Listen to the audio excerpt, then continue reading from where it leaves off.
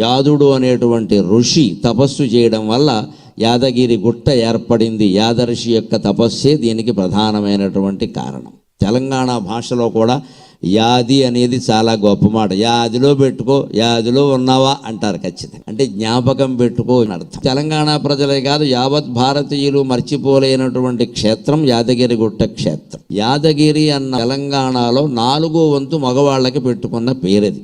ఆడవాళ్లలో కూడా మీరు సగం మంది పేరు యాదమ్మే. అంతగా స్వామిని తెలంగాణ ప్రజలు వారి జీవితాల్లో లీనం చేసుకున్నారు. ఎప్పుడు భక్తి అంటే అది. మన పిల్లలకి ఆయన పేరు పెట్టాలి. వాళ్ళని పిలిచినప్పుడు మనకి ఆ భగవంతుడు గుర్తొస్తాడు. యాదఋషి తపస్సులో ప్రత్యేకత ఏమిటంటే ఆయన ఎక్కడ గర్భగుడిలో లక్ష్మీ నరసింహస్వామి వెలిశాడు, అక్కడే కూర్చుని తపస్సు చేశాడు.